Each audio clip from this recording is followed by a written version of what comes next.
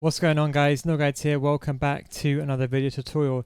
In today's video I got my top 5 advanced attacking techniques to help you get more wins and score more goals, to maybe help you get Elite 3 or move up in divisions. Now this is probably going to be the most simplest things that you can implement into your game, but it won't change your playstyle, so anyone can implement any of these easy things. Also, I got a 50k subs giveaway for like free coaching sessions and stuff like that at the end of the video. Obviously free to enter, so stay tuned for that at the end of the video. But without further ado, let's get straight into the video. Now the first thing I wanted to go over is L1 triggering to trigger players to make runs going forward. Now if you ever find yourself in attack that sometimes players are not making runs forward, your attack is very stale, very stagnant, you know you can push a player, any player on a pitch, to make a run going forward. As you can see some of these examples, I'm down the wing, I want to push my winger to make a run going forward so I can thread a through ball to him. It's very, very easy to get past your opponent. Even in the final third, a simple L1 trigger to make a player run forward or get into a forward position is very effective. Now a lot of players don't even know about this. You'll be surprised. A lot of players don't know that if you press L1, you can trigger any player on the pitch to go forward. Now the way you actually select a player to go forward is you use your left analog stick, you face the player or you move the left analog stick to the direction. So let's say for example here, I want to pass it to my left wing or my left mid here in this instance. I move my left analog stick down and then I press the L1 button and I trigger that player to make a run going forward. This is one of the most effective techniques to improve your attack, because what you're doing is you're forcing a player. Sometimes I want centre mids to run forward. You can do that for a midfield. So let's say for example you want a last minute run, or let's say your strikers are not making runs going forward. An L1 trigger is the most important thing to confuse your opponent. Don't forget, when your player make these kind of runs, it can also be used as a decoy run. Sometimes if you trigger a player to make a run in behind, it drags defenders with him. So it's very, very effective technique. As I said, you could trigger any player in the pitch, so make sure you use LB, L1 triggers to push players to make darting runs forward or to get in behind. Now the second thing I wanted to go over is the fake shot. Now the fake shot is one of the most simple yet the most effective skill move in the game. It is probably one of the most used skill moves for me and that I use in my games. It doesn't matter which player, this skill move can be done by basically any single player in a game, with your defender, with your centre back, with your striker, with your winger. Now it's very simple, and the reason why it's so OP is because you have complete 360 movement around the player to choose which direction you want to go. What I mean by that is, when you do a fake shot, you can choose to exit to the right, you can choose to exit to the left, you can choose to exit backwards, you can choose to exit forwards. It's probably one of the most versatile skill moves where you can choose the exact place you want to move, and that's why it's so OP. I use it all the time, for example, as you can see in these clips, to beat players 1v1, to go around the goalkeeper, to make that extra first touch in a box to create the angle. Is very, very good to make yourself be unpredictable. Now the way to do it, all you got to do is just imagine yourself shooting or crossing normally, but what you're doing is immediately after you're pressing the pass button. So as you can see, I do like a cross and I press the pass button immediately after. Same with the shot, the same way. You can do either way, it's completely up to you. And you kind of get this animation, this fake shot animation. Then if you want to exit, all you do is you use left analog stick. As I said, remember, you have complete 360 controls. If you want to do a fake shot upwards, you just do a fake shot up like that. Very, very easy to get past any player. If you want to do a fake shot to the left hand side, you do a fake shot to the left hand side. You can do it up, down, left to right. It's probably the most important skill move to use in the game. If you implement this in a final or third, maybe take a first touch, as you can see in a box, or let's say in a 1v1 situation, it's really good for tricking your opponent and getting past your opponent. It also irritates your opponent when they're defending, and they also make mistakes. And the best thing is, if they tackle into the player, you're almost more likely they're not going to give away a penalty. So it's either he guesses the right way, which is kind of like a 50-50 chance, or you give away a penalty. So it's kind of, the odds are kind of in your favor. One of the best skill moves to use, and as I said, very, very simple to use in the game. The third tip I wanted to go over is shooting. Now I'm going to have a finishing tutorial separately, but what is the easiest way to score? Now the easiest way to score is a power shot near post. Now let me just tell you something. When you want to shoot on goal, statistically speaking, you want to increase your chances, right?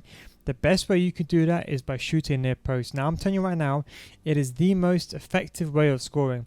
I score, I would say, over 70% of my goals near post, and the reason why this is so effective, especially if you're in Division 4 or Division 3 and below, is that players, they always try to mark the near post, so they try to force you to the near post angle, but that's the best angle to shoot. You know, statistically speaking, what I figured out is you got a higher chance of scoring a near post shot with a power shot than any other shot in any other direction in the game, even more effective than the finesse shot. The finesse shots are kind of a debatable one, because First of all, they're not that OP after the last patch. Secondly, if you don't do enough power, the goalkeeper says there's too much power, it goes over. So that's why the power shot near post is very, very effective. I would say, in my honest opinion, just use the power shot all times. Don't use the fake shot unless you're outside the box. You want to finesse it into the corner. If you're inside the box, always use a power shot, either near post or far post. It's extremely OP. But as I said, shoot more near post. It's probably the most effective, and you've got the highest chance of the shot going in if you shoot near post. Now, the fourth tip I wanted to move on to, and it's probably the most important tip that no one ever talks about, is being unpredictable. Especially in the final third, you want to be predictable. You never want to do the same thing twice. The best way I can help describe this, just close your eyes for a second. Imagine you're running down the wing. Now, if you want to cross the ball the entire game, that's completely fine, but you can't keep doing the same thing over and over again. Let's say you run down the wing and you always cross the ball in. Your opponent knows what you're going to do, so he's going to basically overcommit on one side. But if just one time you fake shot, or let's say you go near, or let's say you kind of cut inside, you're going to bring doubt into your opponent's mind. So then he's going to know if you're going to, doesn't know if you're going to go left or if you're going to go right. The biggest mistake I see with players, below Division 2 and Division 1, especially below Gold 1 and FUTCHAMPS, I was actually below Gold 2, is players very predictable. Now, what I'm trying to say is, I'm not saying you should always do different things. I'm saying that mix it up. So if you get inside the box, sometimes go near post, sometimes go far post, and it's a psychological element what's important here. If you mix it up, your opponent's always going to doubt themselves. They're going to think, okay, he went left the entire time. But if you suddenly go right, your opponent's going to bring some doubt in the head, like, okay, is he going to go left or is he going to right? So it's actually going to give you a higher chance of actually succeeding in the future. Remember, the way the brain subconsciously analyzes your play, when you're playing against your opponent, if you keep doing things in the game, your opponent kind of learns kind of these things that you're doing, right? And he defends in a certain way. But if you mix it up, you're always going to keep your opponent second guessing and kind of getting off that autopilot mode and easily allowing you to score more goals. So that's the most important thing. Try to be unbelievable. If you have someone like Neymar or Nedved or someone like Ben Yedder on a cheaper side, or Heung-min Son, in striker, they're amazing. They've got a 5-star weak foot. As you can see some of these clips, as I mentioned with the fake shot, I use a fake shot and I change the direction every single time. Sometimes in the same match, I will go a different angle each time to make it very unpredictable, and therefore it's really almost impossible for them to defend against. So always mix it up. Even if you want to go down the middle of the entire game, just sometimes maybe go down the wing once or twice, even if you don't want to, just to keep your opponent second guessing. As I said, if you keep doing the same thing, your opponent's going to guess what you're doing and predict what you're doing. Try to be very unpredictable. Just change it up, mix it up, shoot near post, shoot far post, cut inside, don't cut inside, etc., etc. Well, the last thing I wanted to go over, another one that's kind of underrated, is being patient. Now, I'll be honest, I have this issue as myself. I like to play fast football, probably just like you know, get from A to B as fast as possible, from goalkeeper to goal. But realistically, that's probably the reason why you're not scoring a lot of goals. A lot of people rush. And what I think is, if you try to make a habit, is when you get into the, unless you're like in a complete clear chance where you're through on goal, or 1v1, or you got a lot of space, try not to use the R2 or the RT button, the run button. Just let go of the run button. Try to make a habit now. Whenever you're on a final third and there's not an obvious, you're not 1v1, for example, just let go of the run button. I want you just to jog around. Not only is that going to give you more control and make your passes more accurate, but it's also going to increase your time to think. What happens is your opponent's going to react differently to you, because he's going to think, okay, you've got the ball, he's going to press you, he's going to push players out of position. So it's actually going to work in your favor, and also it's going to slow you down. You're going to see more passes, because you see a lot of people, they just think to get the ball from the goalkeeper to the striker and try to score.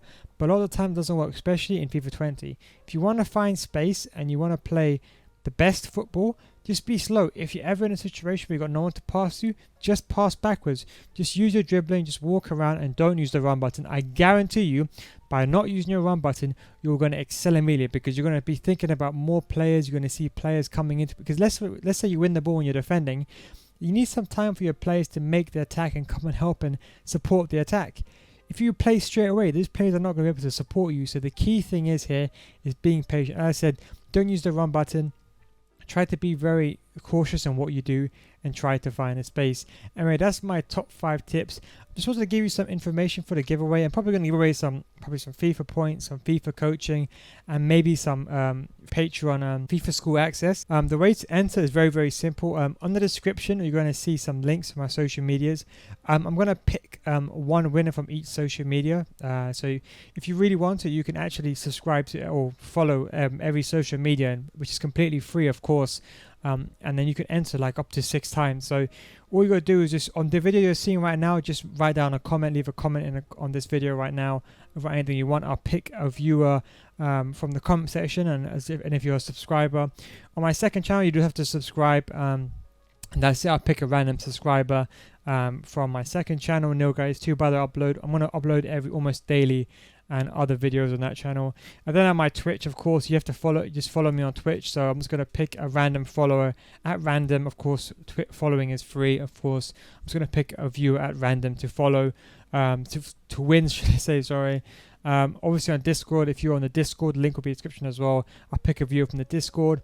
And then finally, the last 2 social medias, on Twitter, just follow me on Twitter, and I'll pick, I think I'll post a tweet. You don't have to retweet, or something like that, or just follow me. I think I'll just pick someone from my followers list, and I'll pick someone random from Instagram on my followers.